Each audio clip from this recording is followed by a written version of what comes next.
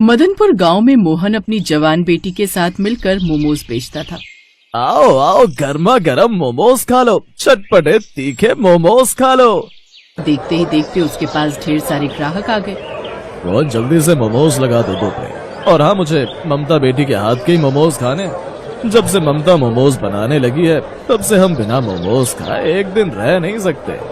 Uncle, ये सारे मोमोज मैंने ही बनाए, अभी खिलाती हूँ आप लोगों को।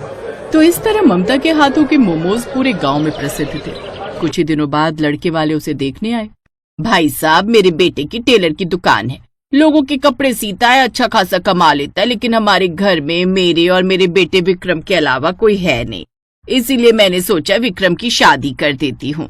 हाँ, पंडित जी ने बताया था आप लोगों के बारे में, हमें भी ये रिश्ता मंजूर है। अंकल, आपकी बेटी भी आपके साथ ठेले पर मोमोज बेचती है, बहुत अच्छी बात है। लेकिन हम लोग शहर में रहते हैं, वहाँ किसी को ये नहीं पता चलना चाहिए कि मेरी बीवी मोमोज बेचती थी, वरना हमारी इंसल्ट हो जाएगी। मैं भला क्यों बताऊंगा किसी को। विक्रम और ममता की शादी 1 महीने के अंदर हो गई। विदा होकर जब वो अपने ससुराल आ रही थी तो उसने गाड़ी के अंदर से ही चौराहे पर कुछ मोमोज वालों को देखा, जहाँ पर बहुत भीड़ लगी हुई थी। मोमोज वाले ठेले देखकर उसे अपना ठेला याद आ गया। क्या बात है, यहाँ भी लोगों को मोमोज बहुत पसंद है। मैं कितनी बदनसीब हूँ, किसी को बता भी नहीं सकती कि मैं भी पहले मोमोज बेचती थी, मुझे भी मोमोज बनाने आते। खैर, वो अपने ससुराल आ गए। मुंह दिखाई की रस्म शुरू हुई। बहू तो तुम्हारी बहुत सुंदर है, और बताओ बेटी, क्या क्या कर लेती हो तुम? आंटी, शादी से पहले मैं ममता ने इतना बोला ही था कि तभी उसकी सास ने उसके पैर में चींटी काट ली, इसलिए तुरंत ममता ने अपनी बात बदल दी। आंटी, शादी से पहले मैं मोमोज बहुत खाती थी, काश मुझे भी मोमोज बनाने आते तो कितना अच्छा होता। अरे कोई बात नहीं बहू, जहाँ पर विक्रम बेटे की दुकान है उसके सामने ही मोमोज वाला लगाता है, हम सब वहीं जाते हैं, तुम भी चलना हमारे साथ। जी आंटी जी। खैर, मुंह दिखाई की रस्म खत्म हो गई। रात को बारी थी पहली रसोई की रस्म की। सासू माँ, मैं अपनी पहली रसोई में आप लोगों के लिए मोमोज बना दूं क्या? मुझे पता है तेरे अंदर मोमोज बनाने के कीड़े बहुत काट रहे हैं, पर आज के बाद इस घर में मोमोज का नाम भी मत लेना, वरना किसी दिन सारी सच्चाई बता देगी तू। हाँ ममता, माँ सही कह रही है। अगर धोखे से भी मोहल्ले वालों को पता चल गया कि तुम एक मोमोज बेचने वाली हो तो हमारी इंसल्ट हो जाएगी। जाओ चुपचाप दाल चावल बना लो। खैर, ममता किचन में गई और उदास मन के साथ दाल चावल बनाने लगी। खाना खाकर सभी सो गए। अगली सुबह नाश्ता करके विक्रम अपनी दुकान चला गया और कपड़े सिलने लगा। तभी कुछ ग्राहक आ गए। अरे मोहन बेटा, मैंने तुम्हें 1 हफ्ते पहले ब्लाउज सिलने को दिया था, अभी तक सिल पाया या नहीं? अरे मोहन बेटा, मैंने कोट पैंट सिलने को दिया था, अभी तक बन पाया या नहीं? आप लोगों को पता ही है कि शादी की वजह से मैं बहुत बिजी हो गया था, लेकिन चिंता मत कीजिए, आप सबको शाम तक सारे कपड़े मिल जाएंगे। तो ऐसे ही समय बीत रहा था। एक शाम ममता और उसकी सास बाजार सब्जी लेने गए तो देखा वहाँ पर मोमोज के ठेले पर लोगों की भीड़ लगी हुई थी। सासू माँ, आज तो यहाँ पर कुछ ज्यादा ही भीड़ लगी हुई है। मुझे यहाँ पर तुझे लाना ही नहीं चाहिए था, बार बार मोमोज की तरफ ही तेरा ध्यान चला जाता है, उधर मत देख। तो इस तरह कई बार ममता ने कोशिश की मोमोज बनाने की, लेकिन उसकी सास और पति ने हर बार मना कर दिया। वो हर बार अपना मन मारकर बैठ जाती थी। ऐसे ही कुछ महीने बीत गए और अचानक एक रोज विक्रम की दुकान में आग लग गई। उसका सारा माल, सारी मशीनें जलकर राख हो गई। परेशान होकर वो घर आया और सारी बात अपनी माँ और पत्नी को बताई। चिंता मत कर बेटा, होनी को कौन टाल सकता है। सही कह रही हो माँ, अभी भी कुछ नहीं बिगड़ा है। मेरी दुकान का बीमा था, मैं कल ही बीमा एजेंट से बात करता हूँ। अगले दिन वो बीमा एजेंट से मिला। उसने सारी बात बीमा एजेंट को बता दी, लेकिन देखिए, कई महीनों से आपने प्रीमियम नहीं भरा था, हमने आपको ईमेल भी भेजे थे, आपने रिस्पॉन्स भी नहीं किया, इसीलिए आपका अकाउंट बंद कर दिया गया था। माफ कीजिएगा, हमारी कंपनी आपकी कोई मदद नहीं कर सकती इसमें। विक्रम उनके सामने गिड़गिड़ाता रहा, लेकिन उस एजेंट ने एक नहीं सुनी। अब थक हार कर वो फिर घर वापस आ गया और सारी बात बता दी। माँ, जब मैं कमाता था तो मोहल्ले वाले हमें अपना रिश्तेदार समझते थे। हर रोज कोई ना कोई आ जाता था और हमारे घर आकर खाना खाता था। बेटा, तुम लोगों के बारे में सोचना छोड़ो और अपने बारे में सोचो कि अब आगे करना क्या है। माँ, मुझे कपड़े सिलने के अलावा और आता ही क्या है? हमारी सारी मशीनें भी बर्बाद हो गईं और मेरे पास इतना पैसा भी नहीं है कि मैं नई मशीनें खरीद सकूं। अगर आप लोगों को ठीक लगे तो क्या हम मोमोज वाला बिजनेस शुरू कर सकते हैं? नहीं बहू, हम भूखे मर जाएंगे लेकिन ये जलील धंधा नहीं करेंगे। हमारी इज्जत भी चौराहे के ठेले वालों की तरह हो जाएगी। ये सब सुनकर ममता को बुरा तो लगा, लेकिन वो कुछ बोल नहीं पाई। ऐसे धीरे धीरे समय बीत रहा था। सारे पैसे भी खत्म हो रहे थे। फिर एक रोज अचानक उसके घर सारे मोहल्ले वाले, उसके सारे सैकड़ों रिश्तेदार इकट्ठा हो गए। पूरा घर, आंगन, छत रिश्तेदारों और मेहमानों से भर गया। तभी उसके फूफा ने कहा, विक्रम तो इतने सारे रिश्तेदारों को देखकर हैरान हो गया होगा ना? हाँ फूफा जी, आज कोई खास दिन है क्या? मुझे भी कुछ समझ नहीं आया। अरे भाभी, आज आपके बेटे और बहू की शादी की सालगिरह भूल गई क्या? आप तो जानती हो हम लोग पार्टी का एक मौका नहीं छोड़ते। चलिए ना, किसी अच्छे से होटल या रेस्टोरेंट में चलकर हमें पार्टी दीजिए। अब विक्रम और उसकी माँ परेशान हो गए। सास, बहू और विक्रम घर के बाहर अकेले में आकर बात करने लगे। माँ, हमारी हालत इतनी तंग हो गई है, इतने सारे लोगों को होटल में पार्टी कैसे दूं? पहले की बात अलग थी, तब मेरा धंधा अच्छा चल रहा था। अब तो हमारे पास एक ही चारा है, कहीं से थोड़ा बहुत सामान इकट्ठा कीजिए। मैं इन लोगों को मोमोज बनाकर खिलाती हूँ। मैं शर्त लगाती हूँ, मोमोज खाकर ये सब खुश होकर जाएंगे।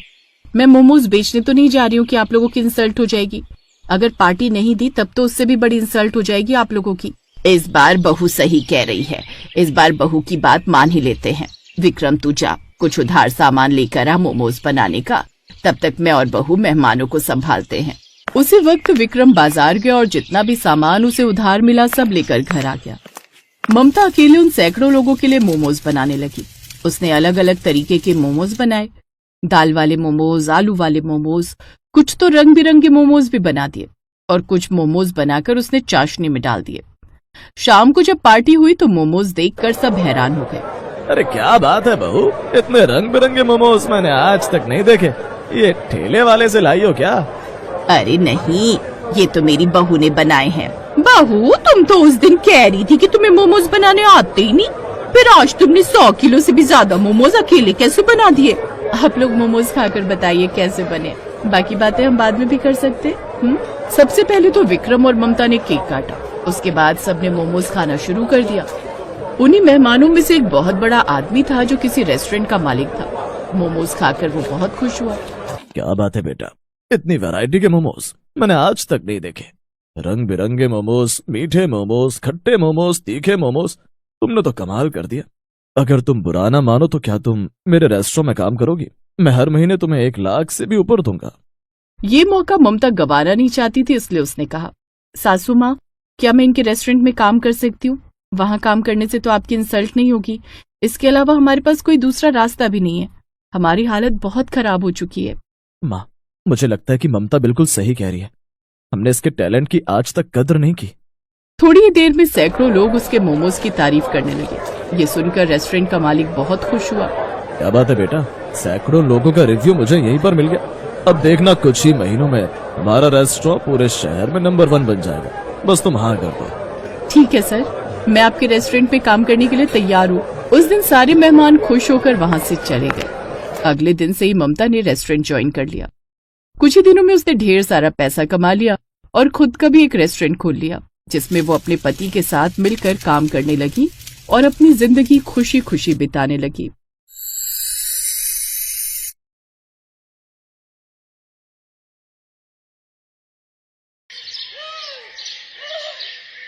बहू, आज तेरी पहली रसोई है।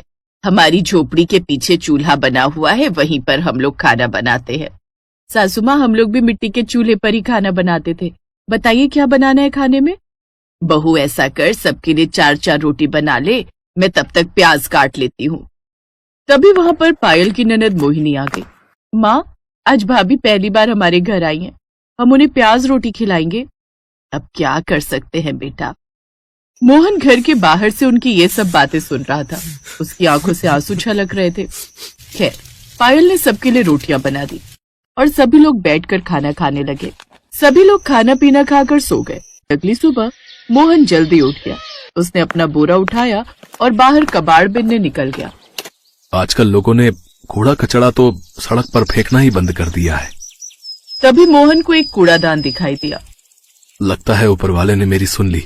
सारा कबाड़ मुझे उस डस्टबिन के अंदर मिल जाएगा, जिसमें खाने का ढेर सारा सामान पड़ा हुआ था। अरे वाह, इसमें तो ढेर सारे पराठे, मटर पनीर और चावल भी हैं। ये खाना भले ही जूठा हो, लेकिन खाने में तो सही ही है। अभी खराब भी नहीं हुआ है। मोहन ने सारा खाना बटोर कर अपने पास रख लिया और फिर से अपने काम पर लग गया। धीरे धीरे शाम होने लगी।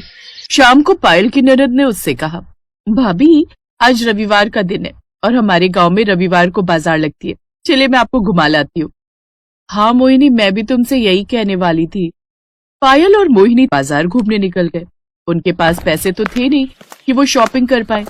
बाजार की रौनक देखकर ही वो अपना दिल बहला रही थी। तभी अचानक मोहिनी एक मोमोज के ठेले को बहुत ही ध्यान से देखने लगी। क्या हुआ मोहिनी, तुमको मोमोज खाना पसंद है क्या? भाभी आज तक हमने कभी भी मोमोज नहीं खाए, बस देखकर ही मन बहला लेते हैं। चलो ठेले के पास चलते हैं, मोमोज की महक ही ले लेंगे।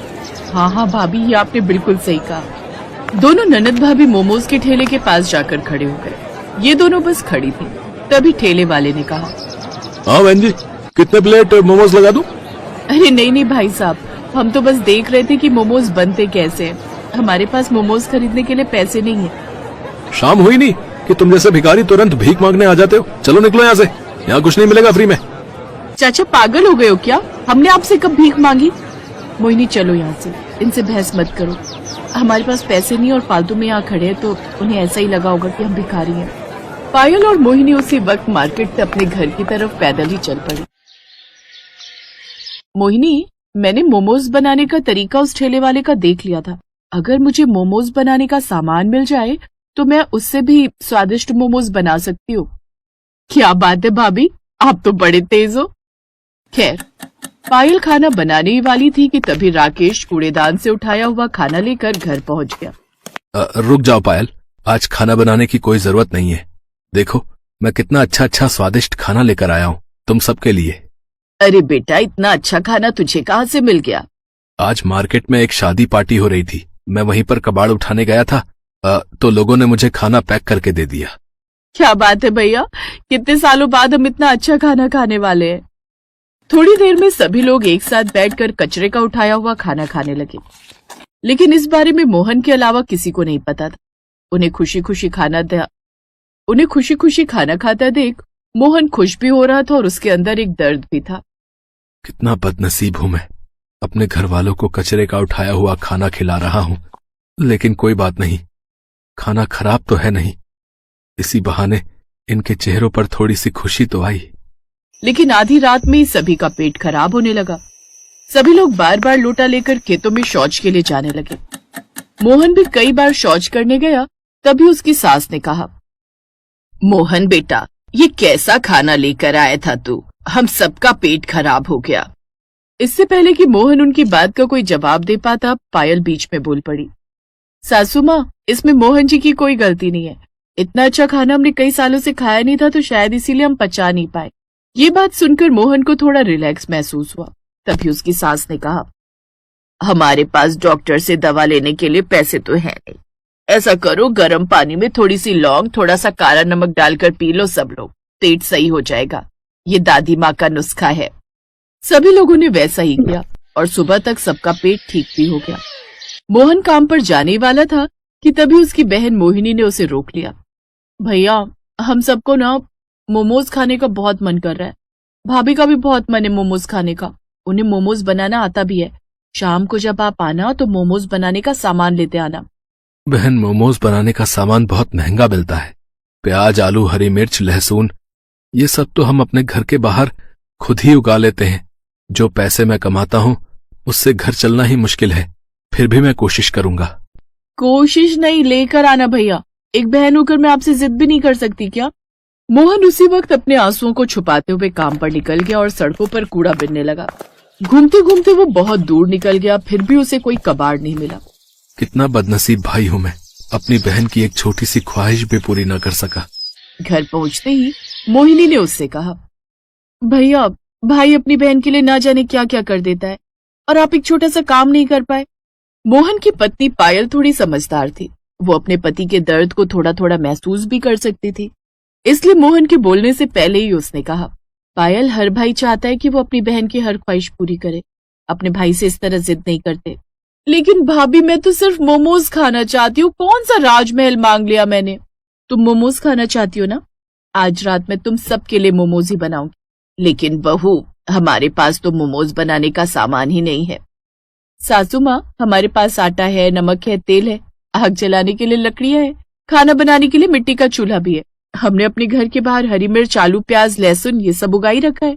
ये सब मिलाकर मैं इतने अच्छे मोमोज बनाऊंगी ना कि आप लोग उंगलियां चाटते रह जाएंगे। क्या बात है भाभी, मुझे आप पर पूरा भरोसा है कि आप सबसे अनोखे मोमोज जरूर बना लोगी। उसी वक्त मोहिनी और पायल घर के बाहर गई, सारी सब्जियां लेकर अपने रसोई घर में आ गई। मोहिनी, तुम जल्दी से आटा गूंथ लो, तब तक मैं मोमोज के लिए सब्जी तैयार करती हूँ। मोहिनी आटा गूंथने लगी और पायल सारी सब्जियां फ्राई करने के बाद उसकी महक बहुत अच्छी लगने लगी। भाभी, सब्जी की महक तो कमाल की आ रही है। तो इस तरह उन्होंने ढेर सारे फ्राइड मोमोज बना लिए जो सिर्फ आटा और घरेलू हरी सब्जियों से बने थे। भाभी, आपने तो चमत्कार कर दिया। मोहिनी और पायल ने मिलकर सभी के लिए मोमोज परोस दिए। उसकी सास और मोहन सब साथ बैठकर मोमोज खाने लगे। मोमोज आज मैंने अपनी जिंदगी में पहली बार खाया है, लेकिन फिर भी मैं शर्त लगाकर कह सकती हूँ कि इतना स्वादिष्ट मोमोज बड़े से बड़े होटल में भी नहीं मिलेगा। हाँ पायल, तुम दोनों ने तो कमाल कर दिया। अगर इसका स्वाद इतना ही अच्छा है तो क्यों ना हम घर के बाहर सब्जी वाले देसी मोमोज बेचें। अगले दिन से पायल और मोहिनी घर के अंदर देसी मोमोज बनाने लगी। लोगों को उन मोमोज का स्वाद सबसे अलग और स्वादिष्ट लगा। तो इस तरह अब मोहन ने कबाड़ बिनने का काम बंद कर दिया और सब खुशी खुशी रहने लगे।